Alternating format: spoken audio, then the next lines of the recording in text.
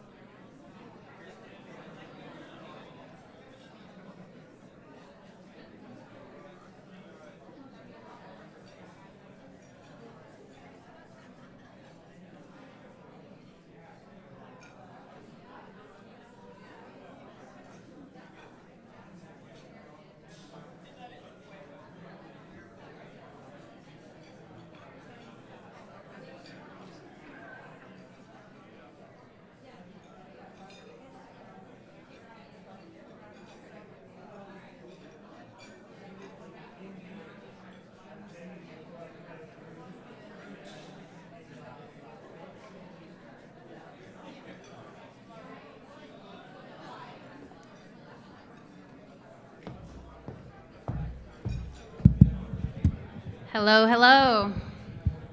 Can folks hear me? All right. How's everyone doing today?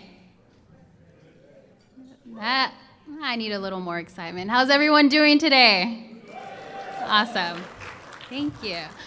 Well, good afternoon, everyone. My name is Cheryl Flores. I am the Director of Community Engagement with Advance Illinois, one of the core organizations that is part of the Coalition for Transforming Higher Education Funding, alongside the Partnership for College Completion, the Center for Tax and Budget Accountability, Women Employed, and Young Invincibles. And on behalf of the coalition, I want to say we are really excited to be here with you all today in community. And I also want to welcome our online guest. We're also excited to have you join us virtually. So today, we have a really engaging program for you all around the adequate and equitable funding formula for our public universities. We're going to start off with a presentation from our policy and research team, and you'll have an opportunity to ask questions at the end in case there's you need more clarity or have more of those wonkier questions that our data folks can answer. Afterwards, we're going to have a panel, and I'm really excited to hear from each and every one of them, but especially excited to hear from some student perspective on their thoughts on Senate Bill 13, House Bill 1581 today. And then this is a listening session, right? So you're not only listening to us, but we're also going to provide space for us to listen to you and what's top of mind as you're listening to all this information, what you're hearing in your specific, community, whether that's from the student perspective, faculty, administrator, et cetera. And lastly, we're all advocates here, right, for higher education funding. And so before you all leave today, we have a small request so that you can elevate your voice with legislators who unfortunately couldn't be here. They're in Springfield fighting, for us. It's a working session day for them, so unfortunately they couldn't be here. But we have an opportunity for you to share your thoughts with them before we close out the event today.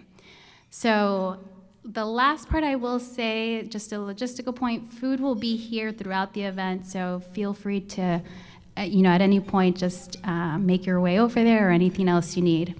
At your table, you also have a lot of resources around this bill and how it works. So if you're more of a visual person, you also have access to a few resources. And the agenda also has a QR code where you can scan for more resources. So without further ado, I want to present or introduce, which many of you already know her, but President Mindrov. Welcome her to the stage.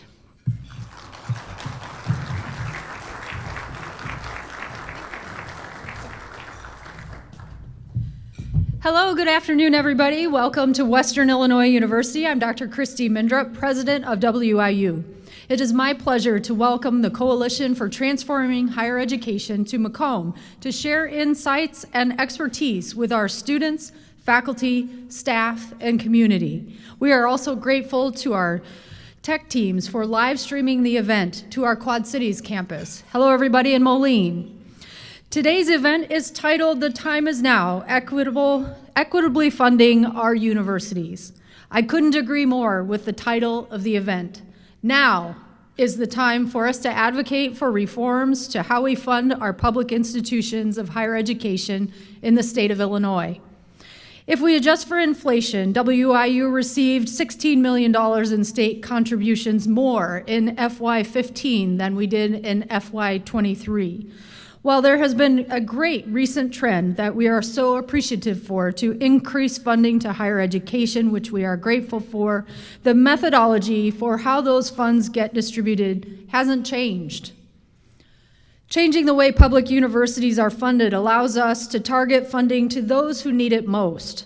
At WIU, we are particularly proud of our ability to increase the social mobility of our students.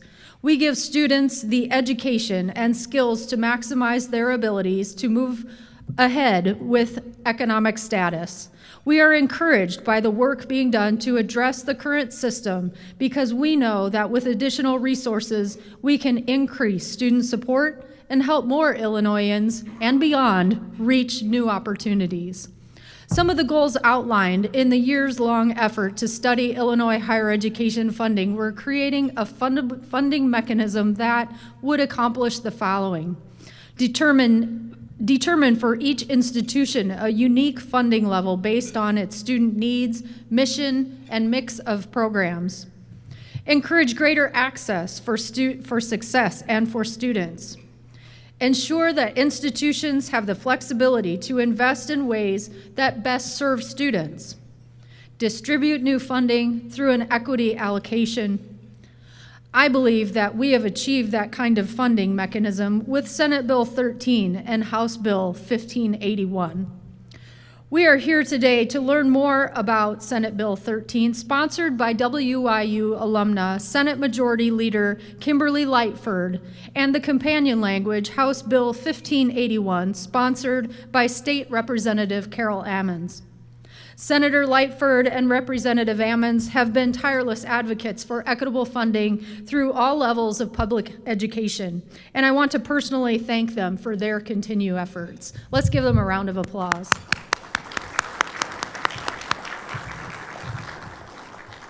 Our goal today is to give you a sense of the need to reform how we fund public universities, why SB 13 is the right legislation, and give you the ability to use your voice to advocate for SB 13. I once again want to thank the Coalition for Transforming Higher Education for coming to Western Illinois University. I also want to acknowledge our partner, Mayor Mike Inman, who's with us today. Thank you for coming and being such a partner to WIU. I look forward to advocating alongside everyone here as we bring needed change to funding of higher education and Western Illinois University. Thank you.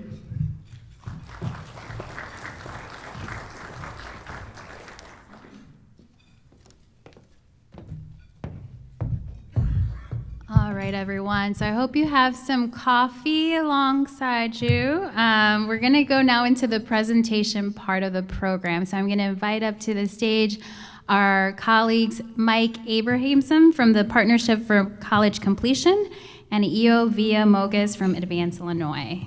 And just a reminder, once they're done with the presentation, there will be an opportunity for you to ask questions. For those here in person, there are mics throughout the room. Just feel free to go to the mic and ask your question. And for those of you who are online, you can use the chat feature.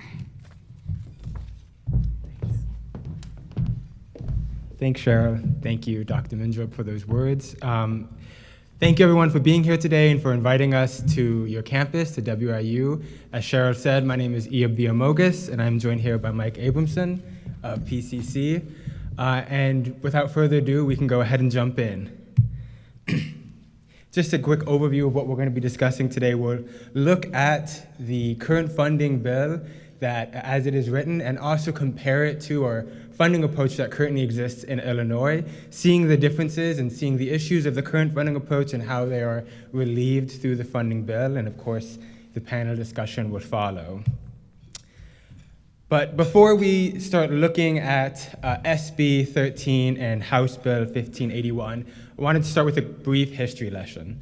So whenever we look back at this bill and what brought us to this moment, it's really the culmination of nearly 3.5 years of work that dated all the way back to June 2021, whenever the Illinois General Assembly passed SB 815, which created the Illinois Commission on Equitable Public University Funding. And this was created because our General Assembly recognized that our public university system was creating inequitable and inadequate outcomes for students, leaving some students behind and even obstructing some students from gaining a post-secondary education. So recognizing that, they stood up this commission to research a new funding approach that can be used to fund our universities. And through this process, this funding commission engaged in a rigorous landscape scan of funding models across the state, looking at things such as per student funding and resources for research and for student services.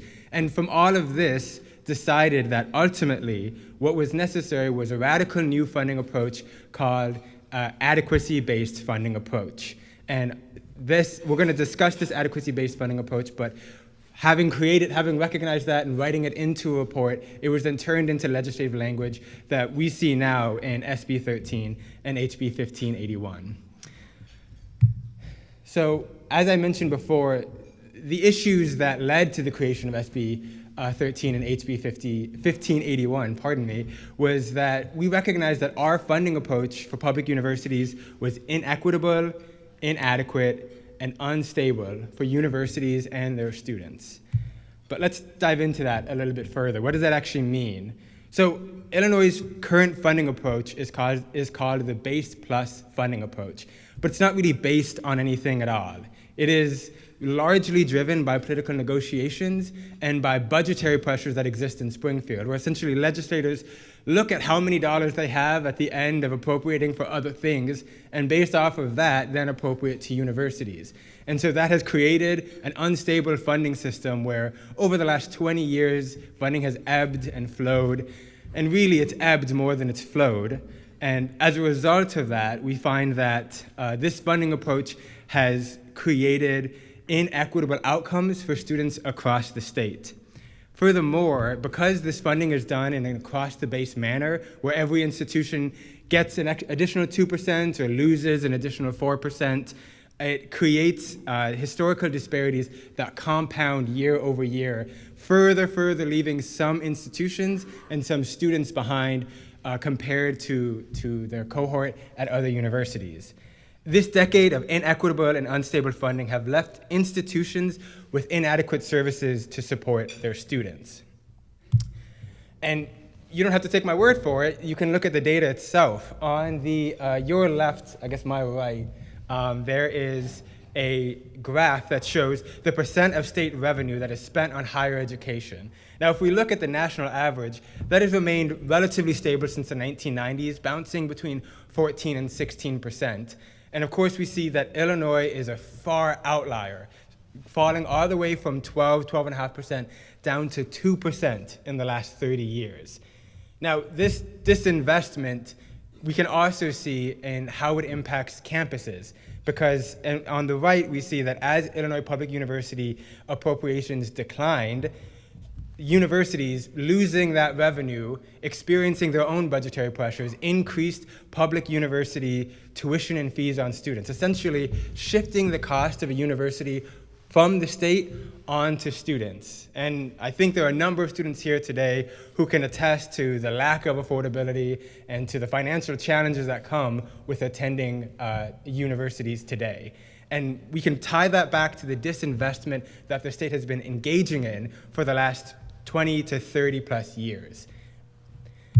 Now, the cost of this disinvestment doesn't just begin and end with student affordability. It even impacts what students experience once they step onto campus. Whenever we look at the institution spending for academic and student, also sometimes called academic and non-academic spending, we see that there are wide gaps. Now, this academic and non-academic spending, this covers things such as tutoring centers, career services, mental health professionals on campus, writing services. It essentially covers all the things that happen in a classroom and outside of a classroom to create opportunities and to create a cohesive learning environment for students. And whenever we look at this graph here, you can see University A and University B. Now, these are real universities here in Illinois. We see that there is an intense gap in their spending for academic and student spending per student. This gap is over $5,500 per student. That is telling a completely different story about what students experience whenever they step onto campus and what opportunities are being created for them and what services wait for them to help prepare them for their postgraduate life. Now, I mentioned before that in our current funding approach, we do across-the-board increases and decreases. So that was what it was in 2011. Whenever we fast forward to 2021, we see that this gap actually increased by an additional $2,000. Now the gap is over $7,500 per student. These are telling that the disinvestment that the state has engaged in has created an inequitable opportunity for students just based on where they enroll. And what's even more damning is that whenever we look at the universities that don't have the resources to pay for these academic and non-academic student services, we see that the student populations of those students have a higher percentage of underrepresented minorities, students from low-income backgrounds, rural students, and first-generation students, the very student bodies that would benefit most from these services. So what we have here is just kind of a classic policy blunder where the individuals who would benefit most from these resources are getting the least access to them. The ones that most would use these opportunities are not getting them. That is what our current funding approach has created. Now, we talked a lot about sort of the inequities and the issues that exist in our funding approach because of the disinvestment from the state. But whenever we consider what is necessary to undo the harm of that, it really requires two things. It requires funding, both in institutional funding, as well as funding in state financial aid, such as in state scholarships like MAP or EC-ACE. We need those financial aids so that the affordability issue can be met so that students can step onto campus and stay on campus because the finances essentially make sense for them, but also that once they get onto campus, the services and the opportunities that are waiting for them there are sufficient to help them get to and through university so that they don't have to drop out at some point or that they find that their academic career did not open up the necessary avenues that they hoped that it would whenever they first stepped onto campus. Now, you don't have to take my word for it. Again, the data bears this out. Whenever we look at an increase in institutional spending and institutional funding, a 10% increase in total institutional funding leads to an 8% increase in total fall enrollment, a decrease in time to degree, and an increase in graduation rates. And what's more is that this benefit is an outsized effect on students who come from under-resourced backgrounds and underrepresented minorities. So this is to say that funding not only improves the outcomes across the state, but it closes equity gaps at the exact same time. That is what is available and what we have been missing out on, a benefit that the state has been missing out on as a result of our disinvestment. Now, we talked a lot about the issue, but as was mentioned earlier, we think that there is actually a solution that has been created in the adequate and equitable funding approach. So I'm going to pass it to Mike to tell us a little bit about this funding approach.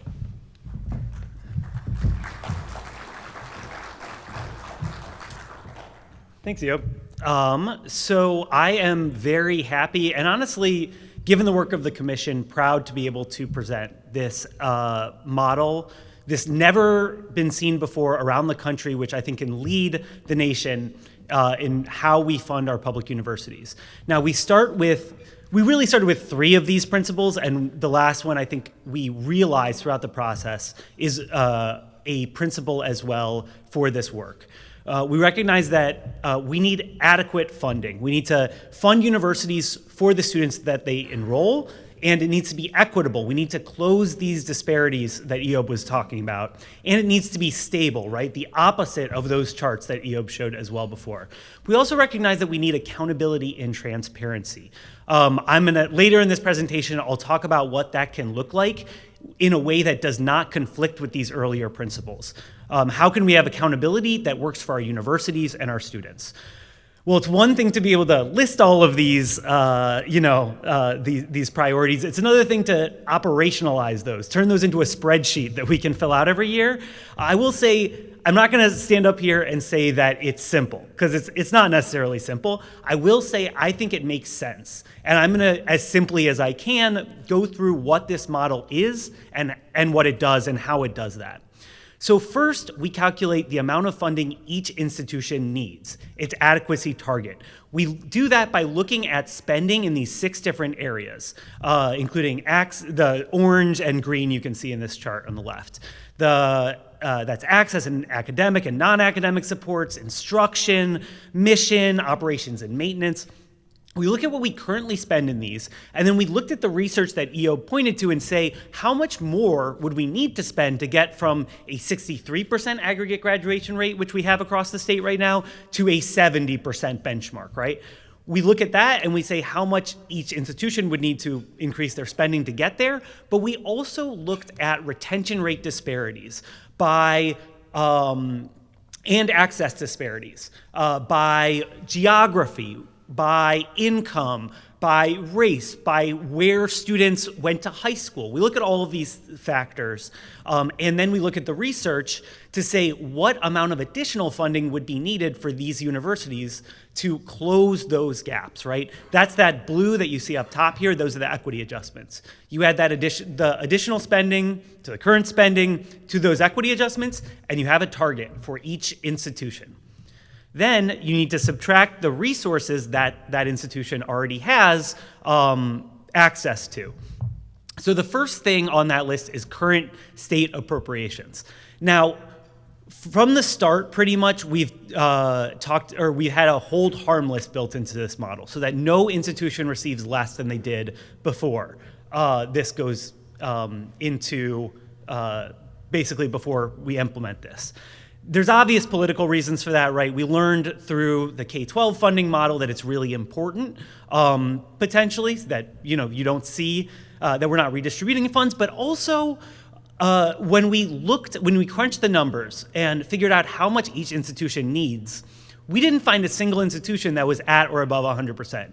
All institutions are inadequately funded, and we don't want to send the wrong message and take away from one institution to give to another institution. Instead, we recognize that downward trend and say it's the state that needs to reinvest in all our institutions.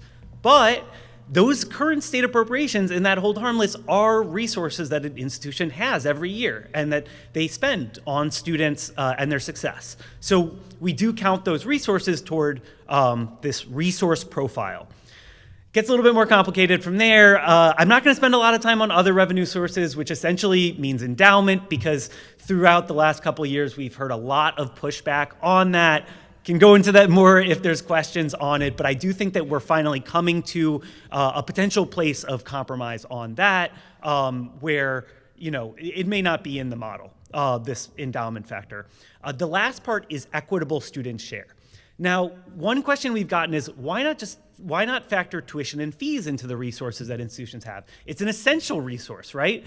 Well, yes, but as Eob showed, it's a resource that we know we're drawing on far too much. If we continue to charge our students more than they can afford, which has largely driven these enrollment declines we've seen at a lot of our regional universities, we are going to bake into the new model the very issue that we're trying to solve. Instead, we once again look at the student populations of each institution and look at their adequacy target and calculate what's a reasonable amount that we can collect from this student body. So those are the resource, that's the resource profile. You subtract the adequacy target by the resource profile, and you have the adequacy gap for each institution. You add up the adequacy gaps for each institution, and you have this $1.4, $1.5 billion additional annual funding. We're going to talk about that a lot, but that's the ultimate number that we need to get to as a state. There's something else that's really important, though. It's not just important that we have this number for each institution as a whole, because we're not going to give this all out next year. Or at least from what I've heard, that's not what's going to happen, right?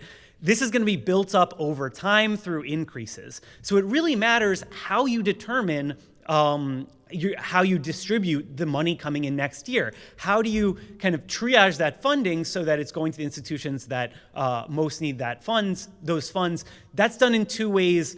It's done by looking at how far away from adequacy is each institution by percentage. So here you see two institutions. One's at 45% of adequacy. Another, I said none are at 100%, but this other one's at 92% of adequacy, right? We want to make sure that the institution that is at 45% of adequacy is receiving, more of those new funds coming in. We also look at the dollar amount, though, how far in absolute terms each institution is from adequacy. And then finally, what I'll show you is the model. This is what it would look like if we did fund it all tomorrow, right? Couple things I'll point out here. So the blue in these bars, these are our 12 universities in Illinois. The blue in those bars are resources that institutions currently have, as I described them in that initial slide. The orange is what they would receive if we fully funded this tomorrow. If you look at the bottom, you can see the percentage and the shade of those colors is what percentage of adequacy each institution's at. That ranges from 39% to 92%. The first thing you can do is eyeball that the institutions that are furthest from adequacy receive relative to what they have right now the most, right, to fill in those gaps. Also, I'll point out that every university sees an increase, a significant increase. Now, we've done this math, not just looking at these bars, but looking relative to what institutions received the last 5 years, the last 10 years, relative to inflation. All universities benefit from this model. And then finally, what I'll say is that this model is dynamic. So if we look over the next 10 to 15 years, given everything we know about what institutions need and what the effect is of having those resources, I think we can expect that we will build the population of Illinois' public universities back up again through this model. That means that it will change. These bars will not be the same if an institution is able to rebuild and see the kinds of student populations they maybe had 10 years ago. So that is one thing you're not seeing in this bars that I think works really well in the model. And with that, I will pass it back to Eob to talk about WIU specifically. Thanks, Mike. So thus far, we've talked about how this has looked, how our current funding approach has existed at the state level. We've talked about the solution at the state level, but we do want to spend time specifically looking at what has been the impact of the last 20 years on WIU, and what are the opportunities that the adequate and equitable funding approach opens for the university moving forward. For anyone who is staff, faculty, student, alumnus, I invite you to sort of reflect on these slides and see if they ring true for you. First of all, WIU is not an outlier from the general reality of the state, where funding has decreased by a third since just 2010, which wasn't even the beginning of the decline. But the funding to WIU has decreased by a third. And as a result, as we named before, there has been an increased pressure on student tuition and fees, increasing the cost by over $1,500 a year. Now, this increase is inflation adjusted. So if we look at them in nominal dollars, it's actually far more dramatic. It's thousands of dollars. But when we look at it, even with inflation, even as much as inflation has been over the last few years, the increases in tuition fees have had to outpace even inflation to make up for the declines from state appropriations. And whenever we look at that, and we look at the impact of that loss of affordability on student enrollment, we see that WIU has had the second largest decrease in student enrollment of any Illinois public university. Since 2010, WIU's enrollment has fallen by 39%. Are there any students here, just like by show of hands? Okay, I'm seeing a couple. Yeah, the next time you're in a classroom, look to the student to your left and the one to your right, and think to yourself, if the state had funded us correctly, there should be another one of us in this state. We should have an additional student here with us in our community, learning and growing with us. But because of the impacts of what the state has done, that's no longer the reality. Now, as a result of the adequate and equitable funding approach, Western Illinois' resources will increase, per student will increase by 59%. Currently, WIU has about $16,000 per student, but once the adequate and equitable funding approach is fully funded, that will increase by nearly $10,000 per student. Those are all new additional dollars that are coming into the university to help not only make up the impact of the decline of funding that has existed, but also to create new opportunities. And what's best is that what that means is that the funding as a percent of state resources, rather than coming from students in their tuition and fees, will increase from 43% coming from the state all the way up to 64%. And conversely, students will pay what is currently 55%, more than half of everything that WIU currently has. It will come down to about a third. So what has happened over the last 20 years of shifting costs onto students will be undone, pushing it back to the state. That is what is going to be the impact of adequate and equitable funding approach on WIU. Now, for those of you that are very into the numbers, this is sort of how it looks. The adequacy target, 189 million in the current resources the university has. But ultimately, the adequacy gap, the investment that the state's going to engage in over the next 15 years is an additional $70.6 million.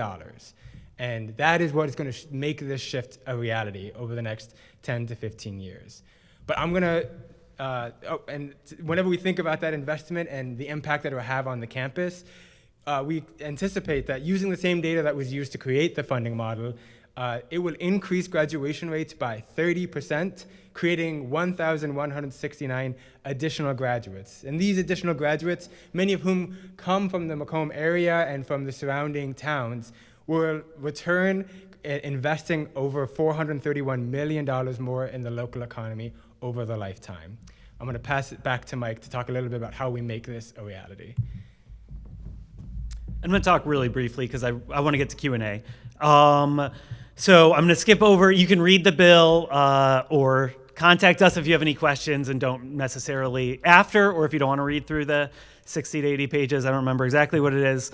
I love talking about accountability in this model because I believe that it's unique in the field. I'm not going to go really into it right now beyond saying that the history of higher education funding and accountability is one that I believe is very deficit framed. It takes institutions and asks them to do more with less, despite all of the research saying they need more funding to do exactly what EO showed we would estimate they would do. Or this model would invert that, give funding, and on the back end hold institutions accountable for what we all agree as a state are our goals for students and institutions.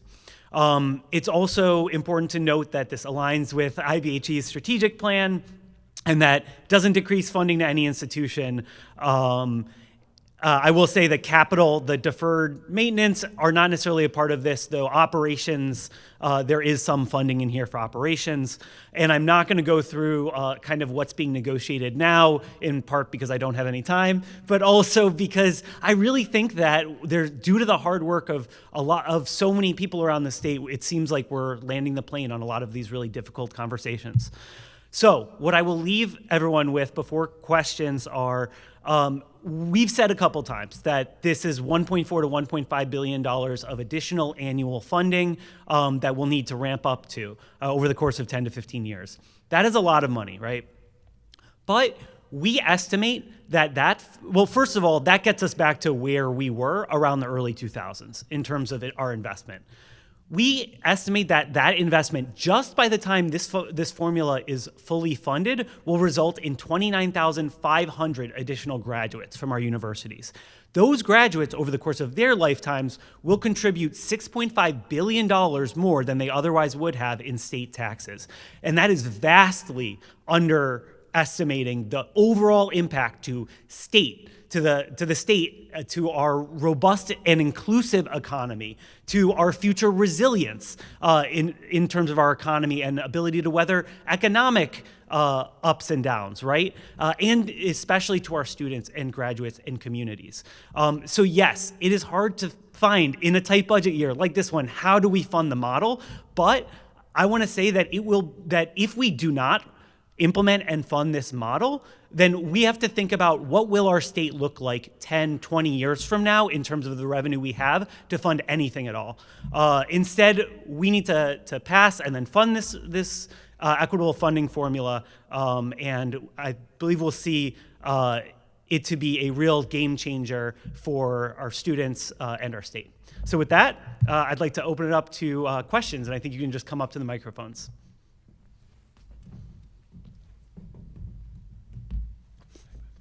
No.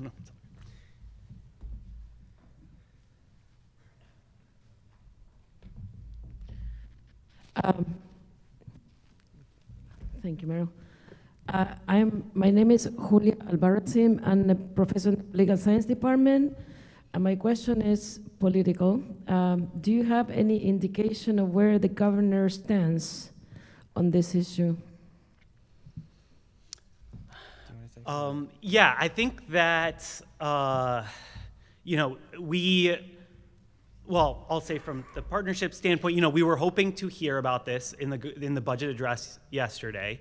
I will say that it is a priority for us, I think, for all the reasons that we outlined, and a priority to the co-chairs that are supporting this legislation and to a growing number of legislators. I think that once we see the statewide support for this, I hope that will follow as well. But that's, I think, about the most detailed answer I can give. I don't know.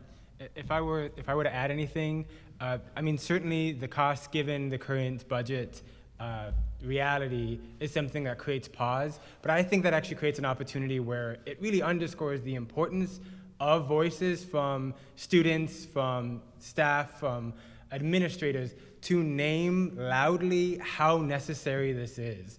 Because granted, this is an investment, but just as Mike said, this is an investment that is not only into universities, but into the entire future of the state. And I think it's important for us to put that in front of the governor to remind him and his office just how essential this is, and that this is a priority that he can be proud of once it gets passed. Thank you. Hi, I'm Merrill Cole. I'm a professor at WIU, and I'm the president of the Union University Professional of Illinois, chapter president at WIU. But my question has to do with student responsibility for paying for their educations. I don't think I'm alone in this room in believing that public education, higher public education, is a public good, and that students should not have to pay for it.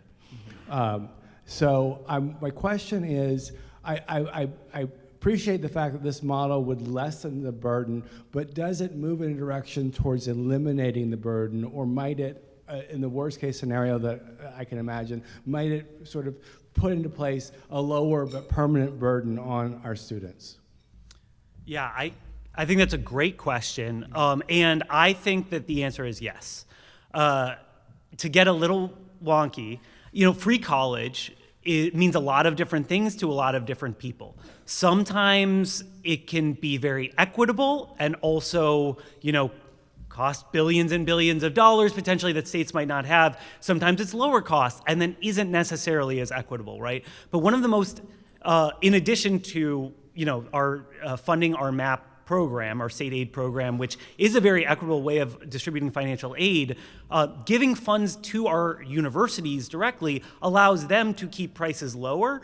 And because of the way that they can do institutional aid, that they have the potential to keep the prices lower in a way that's ideal and equitable, that specific to their student populations, in a targeted way that you're not necessarily going to get in any other way. It's kind of the opposite of what we've seen in inequitably shifting the burden to pay to students over the last the last 2 decades or so.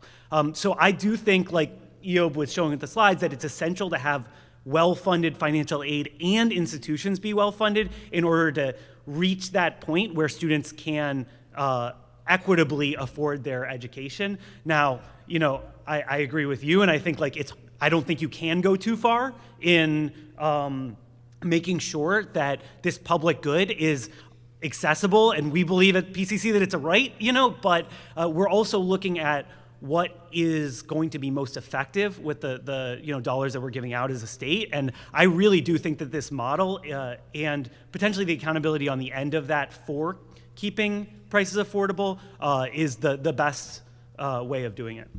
Thank you.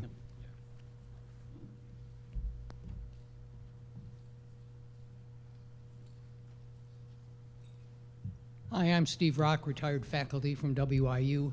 My understanding is the K-12 funding formula has moved in that direction, and I wonder if you could say how this proposal is similar to that and how we get to the finish line like they got to it. I can share. Yeah.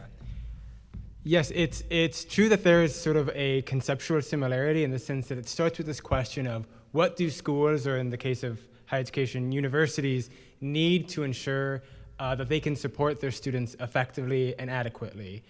That's sort of the conceptual framework, but from there they take two very different paths, recognizing that in public education, students don't pay tuition and fees, but in higher education, they do. at least for the time being. We'll see what happens. But there's recognizing that there's sort of, these are different animals in the funding of the two different universities. That is where sort of the conceptual framework has to sort of be redefined and translated into the different funding mechanisms and funding streams that exist between K through 12 and higher education. So there's a similarity conceptually in the sense of the starting question, but then in how we get there, they differ. Now, to your second question, or sort of second question that was embedded in that is, how do K through 12 get it over the finish line and how do we get this over the finish line legislatively? I wasn't a part, unfortunately, of the effort to get EBF, that's the K through 12 funding approach, to get that passed. But I mean, the narrative about it was actually similar to events like this and events down in Springfield, where it was about showing that there was a groundswell of support, recognizing that not only is this something that a couple of analysts or whatever think should be supported, but that students themselves, families, teachers, superintendents, all of them were naming what we currently have doesn't work, and it is cutting off Illinois at the legs. And thinking through, how do we get that message? How do we communicate it effectively and loudly to the state and to its leaders? And that's a big part of what listening sessions like this are. And also there'll be future opportunities, like an advocacy day in Springfield, which we invite you to look into and get engaged in. But a big part of it was just getting the voices of people who would be the beneficiaries of EBF to speak about it and to not sort of hem and haw and be a little bit apprehensive about naming the needs and naming what is broken, but being outspoken about it. And I think that's what we kind of need to do in higher education as well. And I'll name that we're kind of starting from a different point, because in K through 12, there are beats at different newspapers about education where there's an ongoing stream of news about K through 12. There's no such thing for higher education. So we need to be the voice that is elevating this so that legislators and the governors and Springfield as a whole can recognize that this is something that is needed and wanted. Hi, Michael Eddy, Insurance Risk Manager here at WIU. Just a quick question. I assume that the goal is to try to get this across the finish line during this spring session, right, which would end in May. So you already mentioned some things, upcoming events that we could be a part of or go to Springfield to be a part of. If we're able to get this passed in this session, how quickly would we start seeing funds from it? Yeah, that is a great question. The recommendation was from the budget address yesterday was a 3% increase, essentially just making up for inflation. I think, with the hold harmless, if this were to go into effect, I believe that that 3% would be distributed through the new model. I do think that, this would and should spark a new level of, and kind of a new day for advocacy around public university funding, right? I think this model calls for $135 million of additional funds every year. I think that's it's a tough ask, but it's less tough of an ask in general. It's, we showed the model of how this would be distributed, but when you're not just saying, hey, we don't have a system, we're giving this out the same way we've always given it out and we can't describe why, I think compared to that, when you say, we have a nation-leading model that can reverse this disinvestment in the most effective way, and a first of its kind way to hold institutions accountable for spending those funds in the ways that move toward institutional and state goals. I think that that will kind of turbocharge this advocacy on an annual basis. So yeah, that is kind of how I envision at least the future of advocacy for those funds. I think we have time for this one last question. Thanks. My name is Everett Hamner, and I teach literature and film. I'm based at the Quad Cities campus and help lead our faculty there. I wanted to ask if you could say something about whether the equity funding model is incorporating geographical need and how it's doing that, without this maybe get too far into the weeds for this moment, but maybe it's something that the panel can also address. We talk about for every 2 students in a classroom, there should be a third one sitting there. For every 20 there should be another 10 at Western. Where are those students that are not getting access to the higher educational opportunities that they need to receive? And are we taking into account their locations and place-basedness? Thanks. Yeah, I can. Okay, so yes, we looked at rurality for the model and found there to be an access gap, which is accounted for in those kinds of equity adjustments in the model. I will say also, in addition to that, a lot of the research that we've done over the last 5 or 6 years at least, I know we published a report on rural students maybe it was 5 years ago, but it seems to indicate that students are, yes, some students who, because of the affordability concerns, maybe they're going to community college. A lot of students, unfortunately, are not going anywhere at all for higher education. And in a state that has invested more, they would be going to their regional public universities. I think, and then we also looked at what the effect is on those communities. We know that, especially in rural communities, you can see depopulation.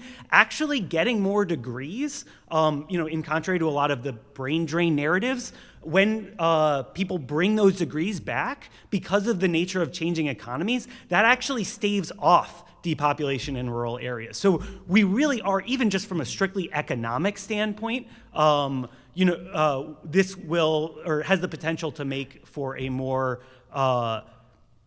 equitable and robust economy, kind of like what we were saying earlier. But yes, the model does look at rural students, and because of the reviews of the model, we'll continue to do so, as we update the model, as it, since it's dynamic over the years too.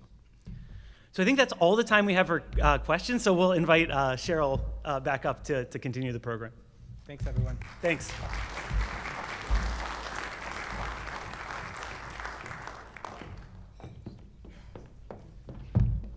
All right, let's give these guys another round of applause.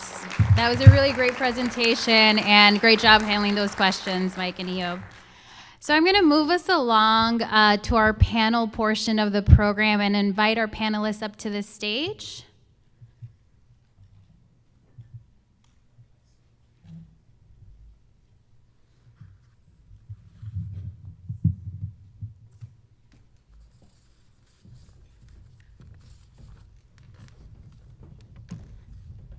All right, and if I've learned anything these past couple of days in Macomb is that it's a very tight-knit community, and folks probably already know these individuals upstage, but I'm going to introduce them nevertheless. So I'm going to start with President Mindrup. She is a trailblazer in higher education and the 13th president of Western Illinois University. And fun fact, or at least for me, the first woman to ever hold this role.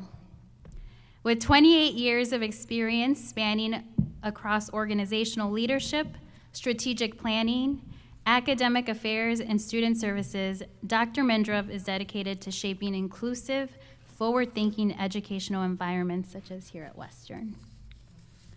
Let's give her a round of applause.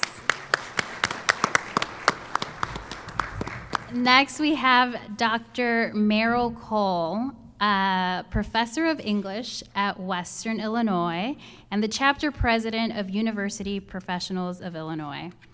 A passionate advocate for education and faculty rights, Dr. Cole is committed to making Western a place where everyone, students, faculty, and staff can truly thrive.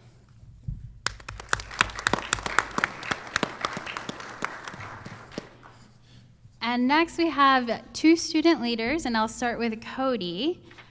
Cody Cornell is a dedicated student leader at Western Illinois University with a passion for academic excellence and campus involvement. Former president of Alpha Gamma Rho, he now serves on the fraternity's National Collegiate Advisory Council and the Fraternity and Sorority Political Action Committee's Student Advisory Committee. That is a mouthful, y'all. And his leadership extends to WIU's Student Government Association, where he acts as the liaison to the Board of Trustees. Welcome, Cody. And last but certainly not least, we have Lily Jennings joining us today, a junior at Western Illinois University, majoring in forensic psychology and making a powerful impact both on campus and beyond. As president of the collegiate chapter of the NAACP, secretary of the Western College Democrats, and a Leatherneck success leader, she is a passionate advocate for social justice and student success. Let's welcome Lily. All right, and everyone had a much longer, extensive bio that you can read if you're interested by using that QR code at your tables. So the first question, I'm going to start with you, President Mindrup. As we know, Western has faced notable financial pressures in recent years. How has state appropriations impacted Western, and how do you see the adequate and equitable funding formula playing a role in the university's future? Thank you so much. I appreciate the opportunity to be here among a really wonderful panel of people here at Western Illinois University. Regarding the financial pressures in recent years and how the issues have impacted WIU, numerous ways. I think the example earlier shared by one of our presenters is a good one where, it really struck a chord. The idea that we have a student in a classroom looking to the left, looking to the right, but they could have also looked in front of them to see perhaps another student in the classroom. Certainly enrollment is one of those areas that I think that institutions like Western Illinois University and WIU could have been, if more adequately funded, more agile to the population decline that's impacting universities across the nation. I think that's one key area. Also, with that agility, certainly also being able to adapt to changing student population. I think one of our advisors in the Student Learning Center recently shed light on this issue in a very profound way. The idea that they have fewer students that they serve over the years, but that the needs of each individual student are greater and require more time and dedication from those staff so that they can meet the more complex needs of students. Whether that is because of the influence of the pandemic or just a more complex world where students are dealing more with mental health issues and the pressures that a change and transition to university life brings for students. I think that WIU has done an outstanding job to keep up with that, but I imagine that the work that we could do to be so much more impactful and to increase our retention and our ability to serve students. How would the adequate and equitable funding formula play a role moving forward? One word that comes to mind is Western Illinois University's agility. This is a very quickly changing world, seems to gather speed week after week. And so the ability for each institution to be responsive to meet the needs and interests of our students, and also to be responsive to the programs and services students are asking from our university, whether those are programs that are meeting a regional need, healthcare, manufacturing, education, those are certainly high area needs in our region. The ability to be fully funded so that the university can invest in new programs while also maintaining a quality portfolio of programs that Western has been known for over the years. I think of that as one significant area that would make a difference, that the funding formula would make a difference. And second, also, I believe the funding formula will better position institutions, including Western Illinois University, to increase access and opportunity for students. Western is recognized for social mobility, and when you think of the opportunities associated with more adequate funding, by the way, Western is at 62% adequacy if we were to inch closer and closer to that full 100% adequacy, I just imagine what we could do to increase the awareness of higher education opportunities for students. Also to shift the narrative. We have an external narrative about the return on investment for higher education, and so looking at ensuring that our costs are affordable and reasonable for students, even more so than they already are. Western is one of the more affordable institutions. But those are key areas that I think would make a difference for recruitment, and certainly all of our efforts to engage students with multiple touch points, quality academic advising experiences to ensure that we're retaining students as well. Thank you, President Mindruff, and really appreciate how programs and services for students are at the center of that future. Cody, looking ahead, where would you like to see Western in the coming years, and how do you see this funding formula supporting that vision? Yeah, first I'll say thank you very much for doing this. The Advanced Illinois team came to student government yesterday, and we had a great conversation about how us students can help in moving this forward, and there's a lot of excitement there. Dr. Mossman, or Provost Mossman, and I were talking during this and during the presentation, which was incredible. And he said this is a lot of the problems we're facing within Western Illinois University when we see how underfunded we truly are. And it could not be a more true statement. Every board meeting I sit in on, we see the numbers, we see what's going on, and this explains every single detail. I've always wondered, like, how did we get here? And this explains exactly all those details. Western's slogan is "Your potential, our purpose," and I think that our students is the best thing about Western Illinois. We are a university located in Macomb, Illinois, a very small town in Western Illinois region, surrounded by cornfields and soybean fields. And we have a diverse population of students with all sorts of different backgrounds, students from the city, students from small towns, all different backgrounds and beliefs. And it's a really, really special place. And we have students that have drive, students that want to accomplish a lot of things in life and really want to help the university where it's at right now. But we're missing that 40% of funding that will allow our students to get there. When you take a walk across campus, you see sidewalks that need repaired, parking lots that need repaired, but more importantly, classrooms that need updated. Mayor Inman has done an incredible job. The K through 12 has incredible facilities in town here, but I've heard from a lot of people that the city of Macomb has better science classrooms than we do here at Western. And we have students here that are about to enter their careers and get into the working world. And I think we should have those updated technologies in our classroom. We should have students go into a facility that looks updated.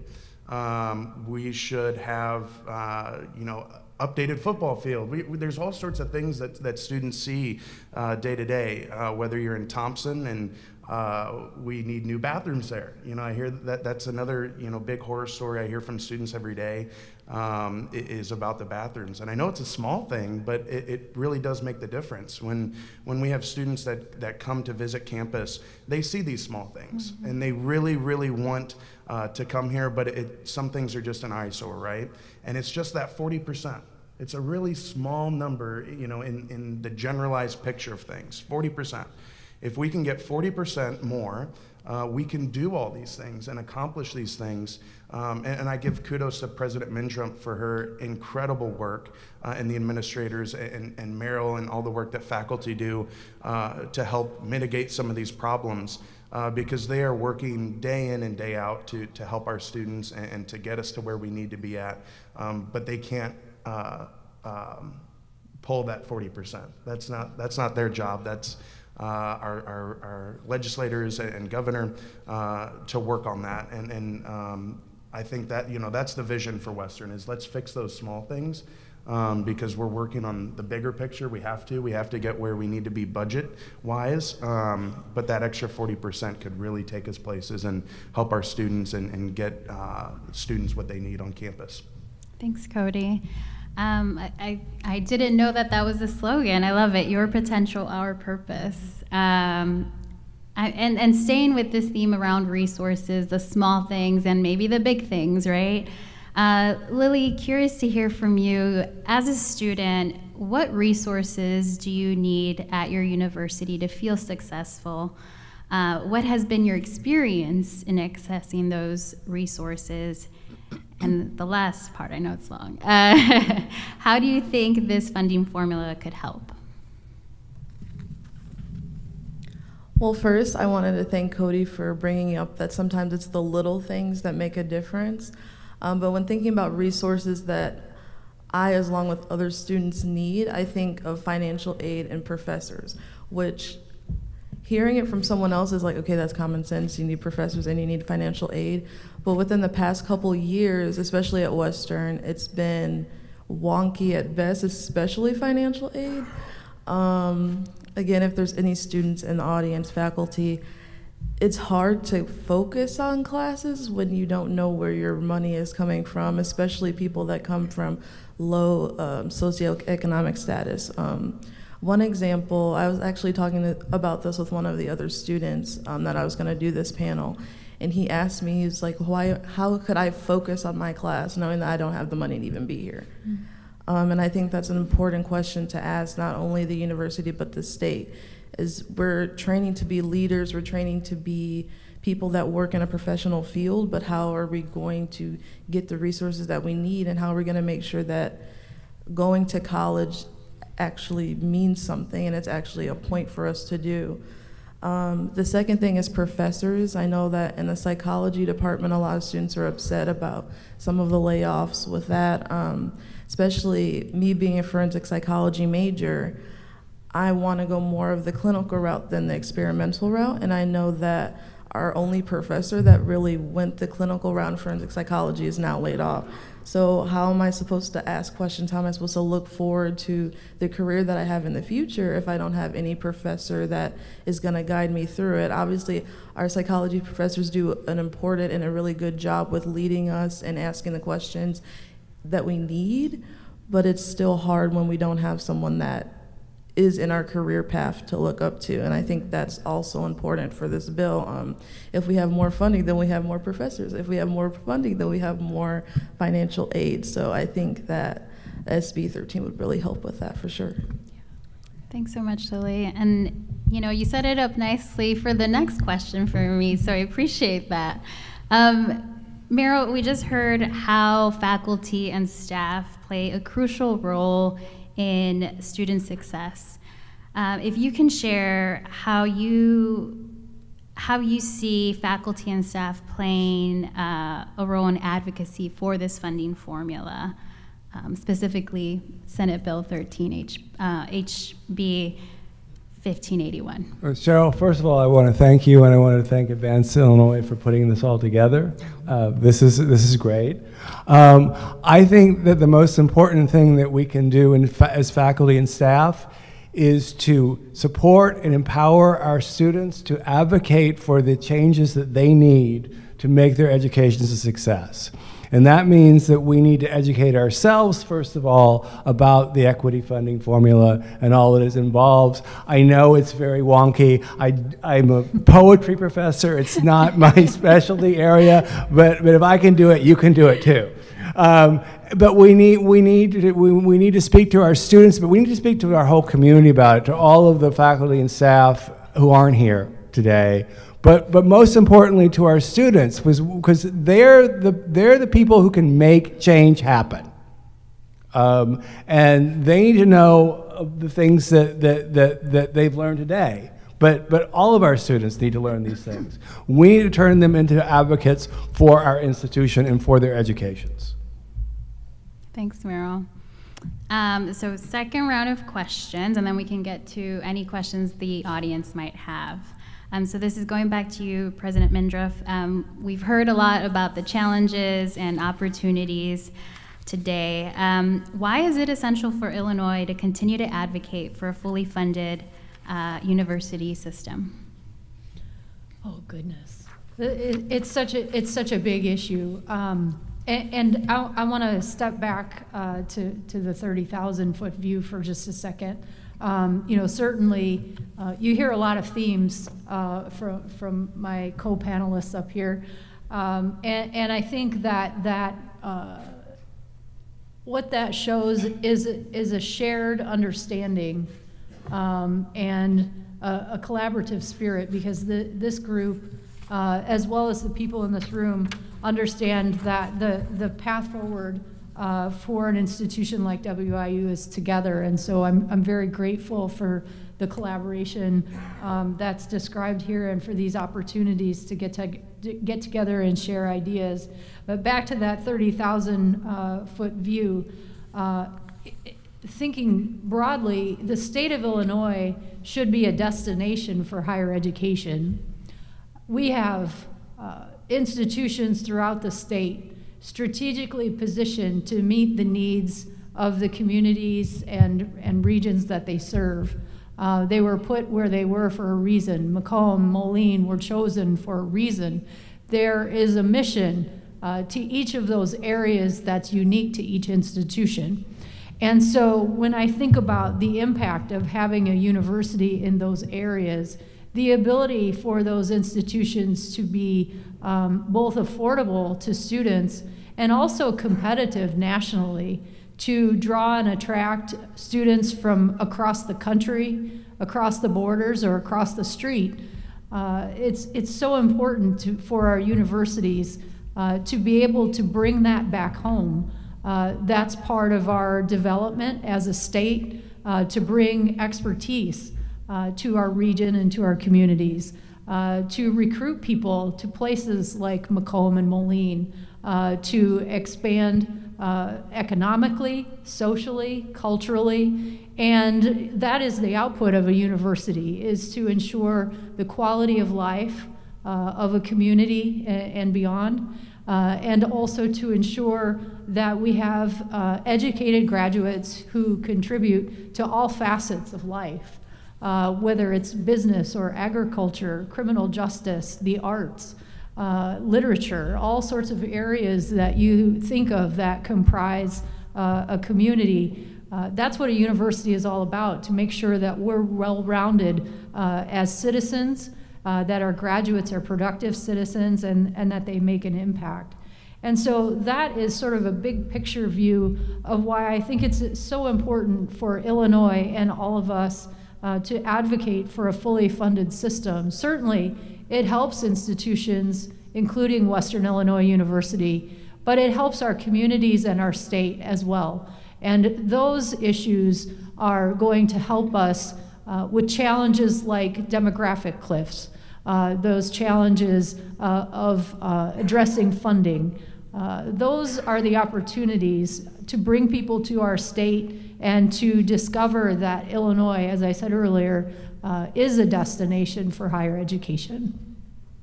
Thank you, President Mindra. All right, going back to you, Meryl. From a faculty perspective, how do disparities in funding affect the resources available to support teaching and research? I just want to pick up where Lily left off and talk a little bit about the layoffs. My union lost, or is losing, somewhere around 120 of its members to layoffs this year. Some of these people have already departed. Many of them are scheduled to leave in May. This is having devastating effects on our university. And while UPI does not agree with all decisions made, we recognize that the administration was put in an incredibly difficult spot by the hollowing out of funding for our institution. This is the core problem that we all need to address together. But going back to resources, I speak to people, faculty members, advisors, on a regular basis who despair that they can no longer do their jobs to the best of their ability, that they cannot serve their students as well as they know that they could if they had the opportunity. This is the reality of the loss of funding. It's the loss of jobs, it's the loss of people's livelihood, and it's the robbing of students of their futures. And we need to turn this around. Appreciate that. No easy answer for sure, but hopefully this is, the funding formula is a big part of that solution. Yeah. The last question for our student panelists, Cody and Lily, same question, and whoever wants to go first. As a student leader on campus, why is this bill important for you and the student communities you represent? I could take the question first. So, as being the president of the NAACP on campus, this bill is important for minority students to feel a sense of connection to where they are and the university that they go to. From being a student that is from an urban community, when I came to Western and saw that there's no Target and just a Walmart, I was like, oh, okay. And as a Leather Neck Success Leader, when students ask me, okay, what is there to do off of campus? I'm like, well, there's not much to do off of campus, but there's always something here. Now the problem is when we also lose resources at the university that I can't confidently tell a student, okay, go to Western over NIU, because we don't have any resources. With minority students, a lot of the resources come from the MCC, come from the organizations that they go to, where you could build a community with people that look like you, who think like you, talk like you, whatever the case may be. But even with the MCC, like us as student leaders, as well as students in general, could feel the cut in funding. For example, with our expense reports that we have to do, usually they would take maybe a week to get accepted, but now we have to submit them like 2-3 weeks in advance. So now it's like, okay, we have to plan all of our events within the month, but we can't move anything, or we can't say, okay, now we have to do this event because it's gonna get denied. And even if we do submit the expense reports within due time, there's no guarantee that they're gonna be accepted then. So then it creates a hard time for me as a student leader trying to make events that are for our community.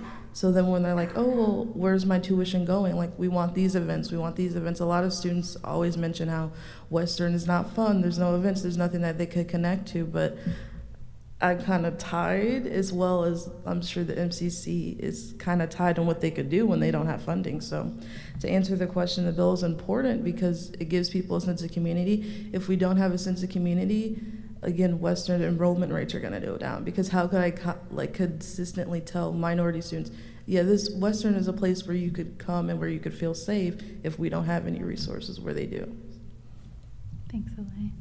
Thank you. Great answer. Really great answer. If anybody were to go to any club meetings on campus, whether it's student government, fraternity meetings, NAACP meetings, students are ready to get their hands dirty and get to work and help the university where we can. And it really is cool. A lot of people outside of the university, and I'm not talking the Macomb community, but just in general at any university, think that students don't really know what's going on at the university. They don't know the decisions their administration is making.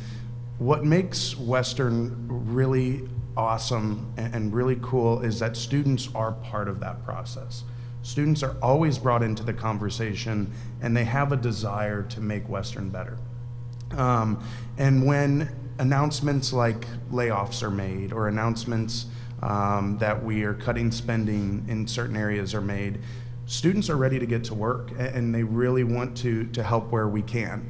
Now we only have so many resources. There's only so many things we can do. For example, student government passed a bill where we wanted to do some beautification on the campus mall out back here, and put in some benches and more flowers and plants and make it look better. And it's just small things that we can do to help. If we're able to get this bill passed, students are going to have that burden lifted off their shoulders. They're going to have the desire to start, instead of worrying about how can I help, they're going to start thinking about what events can I put on? What can I do on campus? Who can we bring to campus as a guest speaker? Where can we travel to? What conference can we go to? Students' minds will start to think about those sorts of things. and not only is it for event funding per se, but also the financial side of things. I got to speak at the donor banquet that Western had about 2 years ago regarding scholarships. Western is a very generous university. We give a lot of scholarships to a lot of students, and we really help with their funding. Scholarship is something that's allowed me to, figuratively come to campus every day, enjoy my time here, get to do what I want to accomplish in my goals, but also literally open the doors every day, right? If I weren't able to get scholarships, I don't know if I would be sitting up here and able to talk in front of a crowd like this. And students that receive MAP grants and receive other grants from the state, it takes a burden off their shoulders, right? A lot of people are like, well, you're in college, you need to go get a job. Well, sometimes students don't have time to do that. Sometimes students have other obligations, whether it's going to club meetings, being the club president, all these sorts of things. And so not only would it help us within the classroom, within updating things across Western's campuses, but also by giving students that funding that they need to thrive and do better while they're here at Western. I truly do think that if this bill is passed, students will have a burden taken off their shoulders. The board would definitely have a burden taken off our shoulders because we worry every day about financials at Western. And this is something, if this bill were to pass, would tremendously help our students, faculty, staff. And Meryl, Dr. Cole, you made an incredible point that we have to turn our students into advocates. And students that are willing to talk great about Western, and they should talk great about Western. We still have a lot of great things going on, but this bill will allow us to turn students into advocates every single day, and I really appreciate that. I also want students to bring folks to campus and have great events. Yes. No, 100%, 100%. No, I know that, but we want students who really want to make a change and make a difference, and I 100% agree with that point, that we want students to be vocal and make a change and leave Western and give back and go do great in their careers, and become business people, politicians, any sort of career. That's what we want here at Western, and we want to continue that tradition. Okay, quick. I just want to take a second. Can we just all acknowledge how awesome our students are and what they've contributed today? Thank you both for sharing your stories. No, appreciate that. And that's exactly what I was going to say.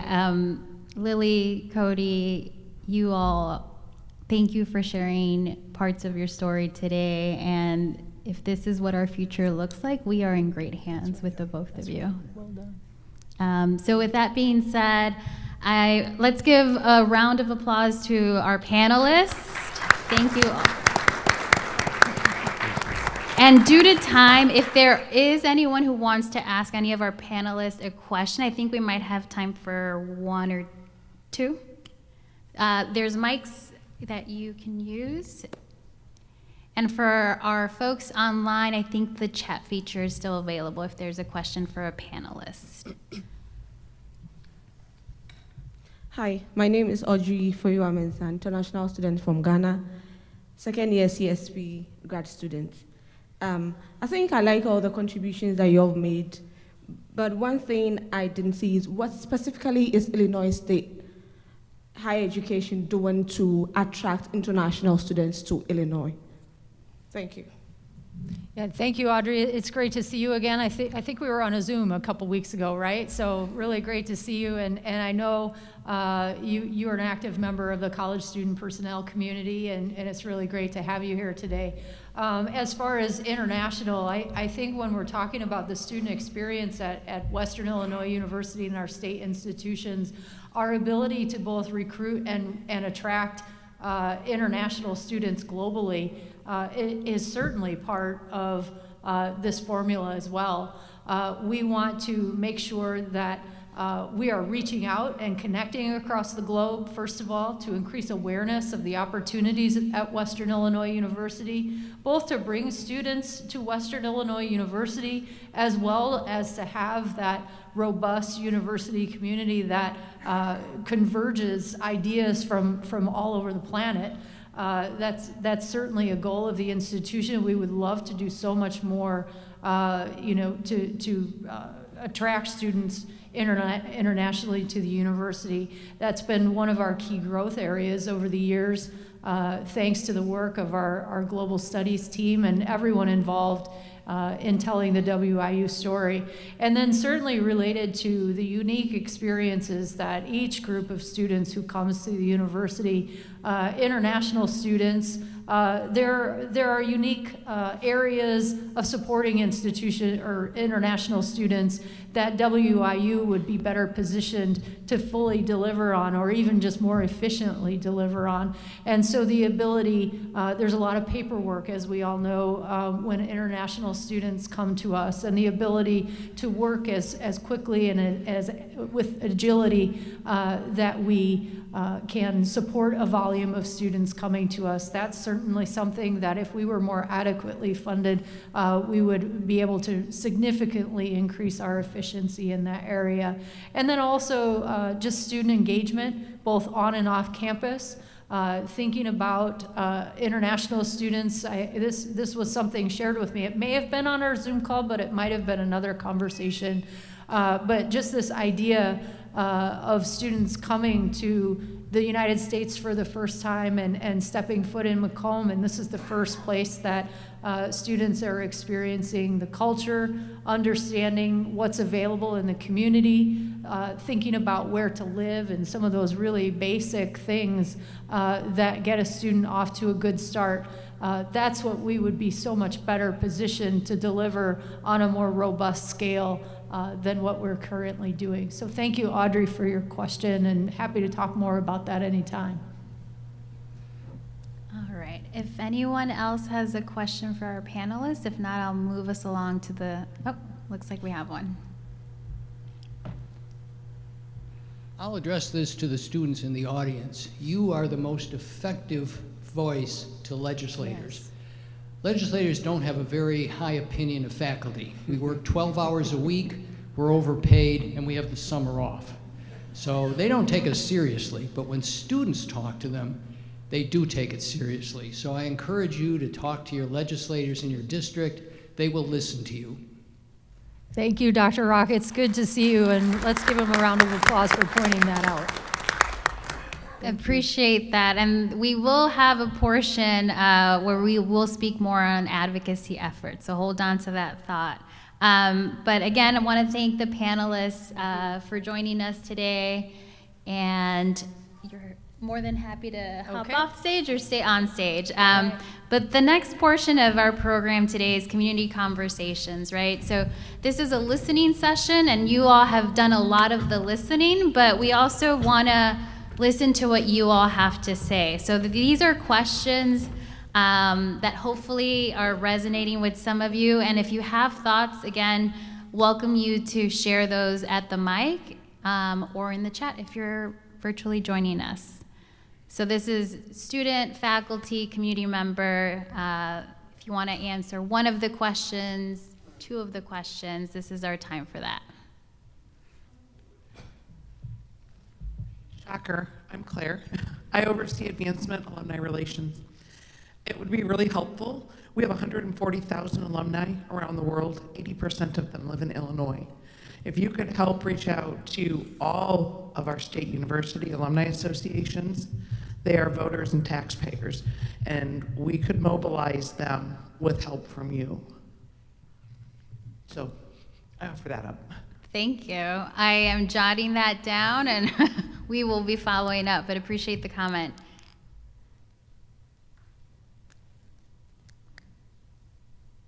I know you all are not a shy bunch.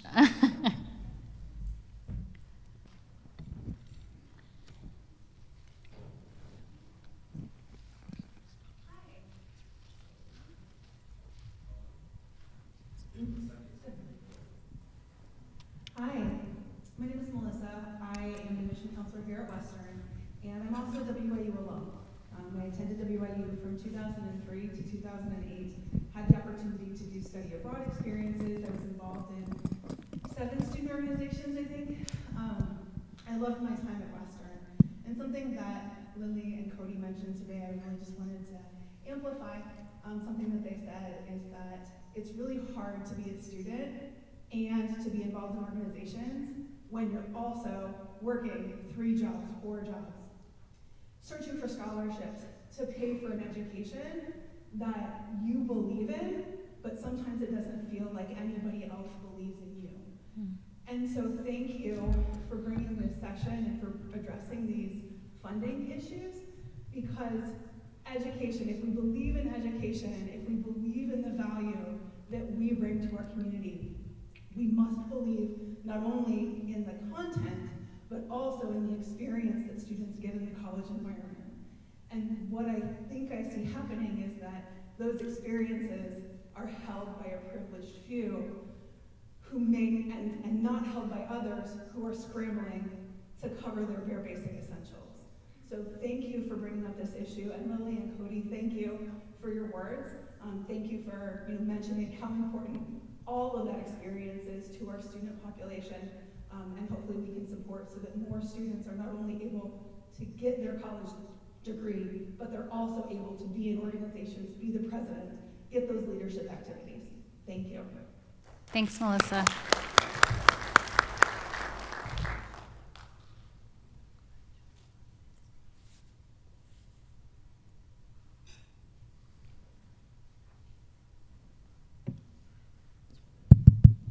Hi, I'm Zaire Brasher. I'm a student at WIU.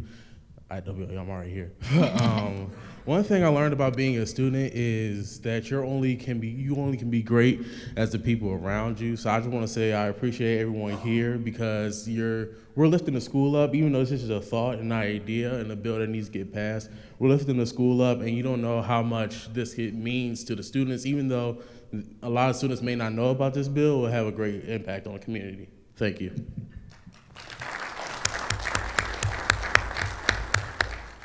Thanks, Zaire. And for our students who are here, we are open to ideas on how we can engage more students moving forward. So please talk to one of us after this.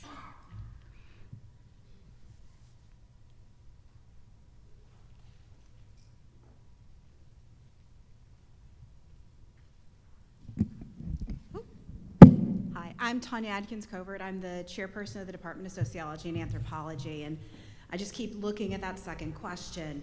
I met Cheryl this morning by accident at Sullivan Taylor, and I came to Western in 2000 as a new assistant professor, ABD, not yet finished with my dissertation.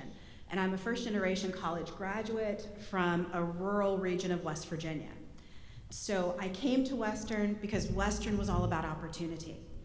It was exactly what I had access to when I went to college, was a public university that was guided towards providing opportunities for students and helping students reach their potential. And that has been the mission of Western, and that's been my mission-driven purpose here at Western. And I see this potential bill as helping us to realign with that, because there's been a greater distance between what we want to be able to provide to our region, to our students, to our communities, to the state, to our society, and what we can provide given funding and the inequities of funding and the political landscape in which higher education is being lambasted and undervalued as somehow being, we're not radical, we're just trying to help people get an education. Maybe that is a radical idea. So, and if that's the case, then I'm behind that. Absolutely behind that.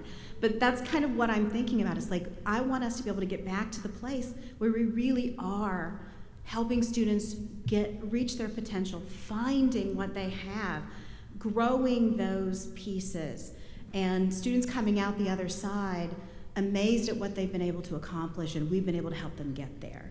So that's what Western has always been, and I want that to continue to be the case. Thanks, Tanya.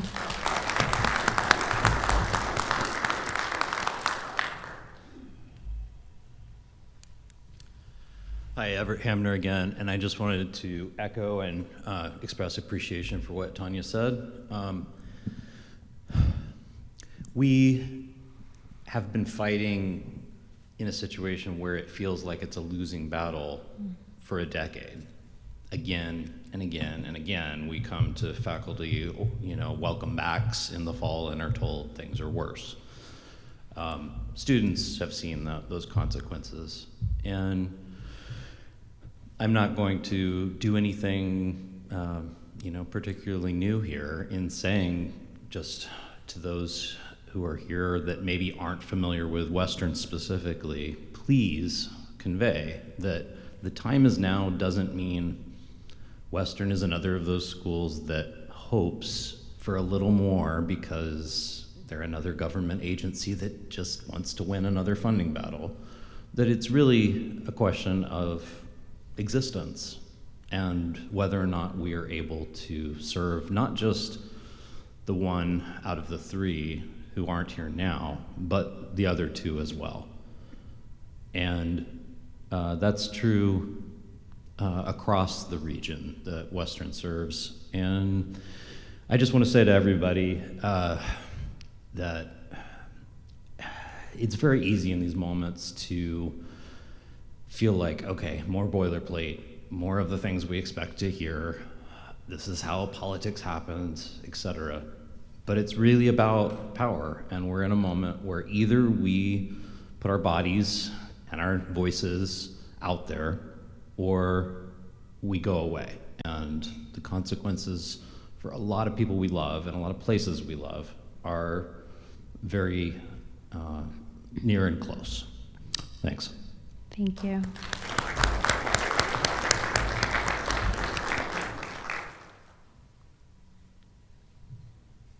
Hi, my name is Carly Ann. I'm a graduate student in the College Student Personnel like Audrey. This is my second year. So I also attended Western as an undergrad. I'm also from Macomb, so I've seen Western from a bunch of different angles. I started here in the fall of 2017, and since I've been here, I have definitely seen a lot of changes. Like I was out of the school for a couple years, in between undergrad and grad school. But coming back, it was totally different than kind of what I remembered as a student. Of course, like COVID had happened and everything. But because of the lack of funding and everything that Western has received, and obviously the decline in enrollment, there's lots less programs, kind of like Lily was talking about, like not having funding for certain things. There's a lot of really fun and cool events that happened when I was an undergrad that aren't a thing anymore, that I know a lot of students were really involved in. I'm sure a lot of it has to do with, from what I've heard, obviously staffing. We don't have as much staff anymore. Obviously, we don't have as much funds anymore. I do think that we try to do what we can with the money that we have. I work in the Office of Student Engagement. We try to put on as many programs we can for students to reach as many students as we can. However, I have seen just in other departments or areas that used to do events that they don't do anymore, and what I've heard is there's not enough bodies to do it, which I do understand. Also with the declining enrollment, we don't need as many staff or faculty as maybe what we needed in 2017. But I think it is kind of hard to see the shift from being an undergraduate student with a way more robust campus community to now. I still love Western. I still think it's a great institution and everything, but I can definitely see the changes because of the lack of funding and everything, and I know we're trying to do what we can, but it would definitely help out. What I wanted to ask was, I know we're going to talk about Appiski Laser, but what's the date again for that date in Springfield? March 18th. And I think at SGA yesterday, you guys mentioned about free transportation for students to go. I don't know if that was something you need to get into, or if there's a way that the university could help promote to our students on campus that maybe we could get a really big group of us to go. Whether I don't know if some professors maybe would even give permission to students to miss class for that. That'd be really important if you guys would support students in doing that. I feel like if they knew they were gonna have an excused absence, it would be cool. But I digress, so thank you. Thanks, Carly. And appreciate you making the ask as opposed to me. But yes, March 18th is our Advocacy Day in Springfield, and if you are interested, we can work out those details if transportation is the barrier to get there. I want to, be cautious of our time together. So if there is anyone else who wants to make one more comment, I think we have time for that. If not, I'm going to move us along to the last portion of our program. Oh. Yes, my name is Horatius. I'm also an international student. I'm also in the College Student Personnel Program here at Western, and also work as an assistant complex director in Corbin Olsen. Now, listening to the presentation that has been made so far, I can see the funding is a problem for us, and it has affected in different ways. For me, as somebody who works in housing, I see that some of our buildings are going down, so it's something that really touched my heart, and I feel very sad about that. And so seeing this bill being passed will be very great to see numbers coming in to ensure that we have our resident buildings up, to ensure that we have a very functioning resident hall to make the university great again. Thank you. Yes. And on that note, a lot of you brought up advocacy efforts, elevating our voices, sharing our stories, whether you're a student. I'll have to disagree. I think faculty have stories too, and those need to be elevated as well, right? Because you all are in the classrooms, you're here living through it, and I think that is a story worth elevating to our public officials. Unfortunately, our legislators could not be here today, as I mentioned earlier. It is a session day in Springfield, and so they could not leave.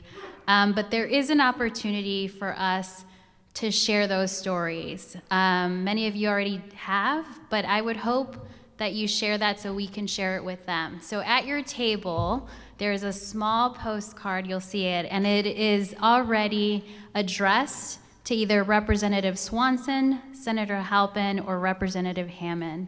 And so these are the legislators that represent this area. And so we feel that it's really important to ensure that they know how this work impacts you all and why it's important and why they should care about it as well.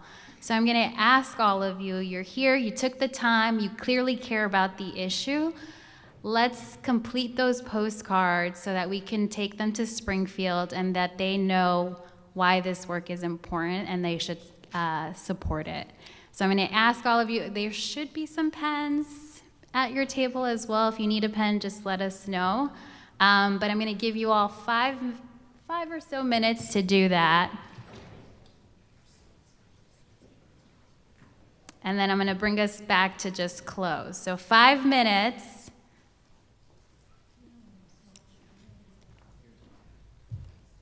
And if you need pens, let us know. And for our folks who are online, we're going to follow up with a Google form so you can complete that as well. But for our folks in person, please take those 5 minutes and complete that. And if you want to address one to each of those legislators, you can do so, but we've mixed them around at the tables.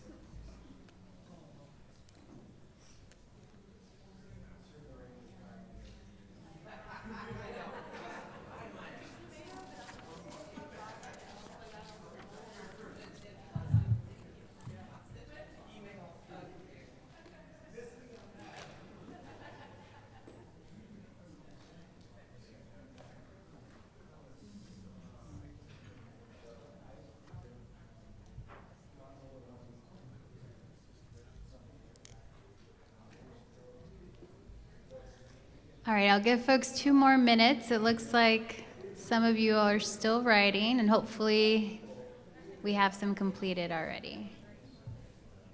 You can leave them at the table. We'll collect them.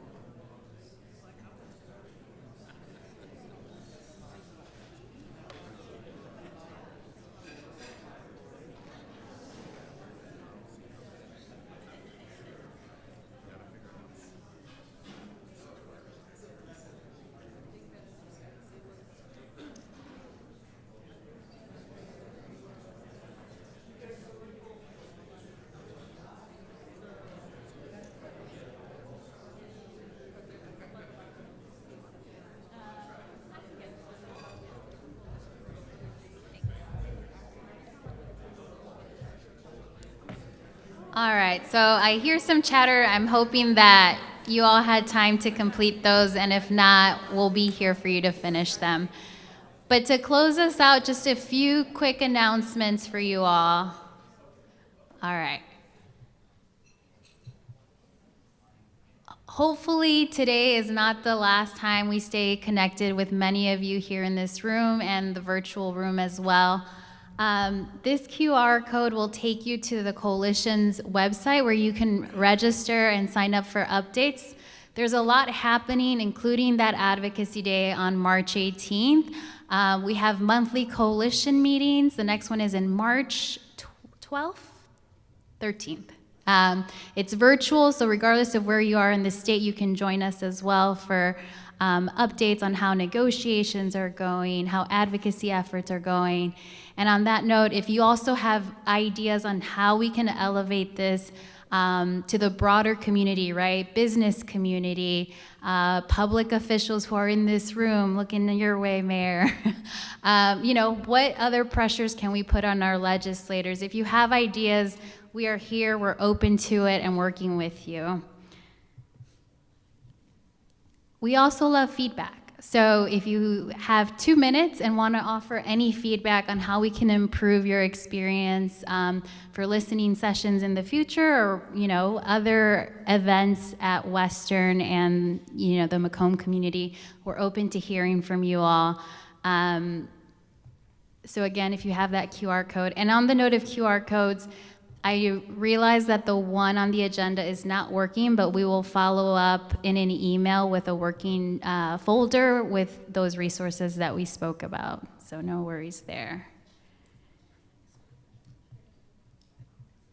And I thought I had one more, but the last one, I really want to plug that Advocacy Day. There's a lot of energy in this room. Let's let's go with it to Springfield and let's talk to our legislators about this bill. And not just on March 18th, but moving forward. Let's stay connected. So I'm here for the next hour or so. Our staff is here, so if you have questions for Mike, for Eob, Kelsey, who's also part of our research and policy team. If you have questions around advocacy efforts, please ask me, ask Paula here at this table, and Isabel, who's walking around. So with all that, thank you all so much for opening your doors. It's been great here in Macomb, here at Western. You all have something very special. I felt it just walking into a coffee shop this morning and meeting Tanya. The students are something special as well. And so again, appreciate you all, and I look forward to working on this with you.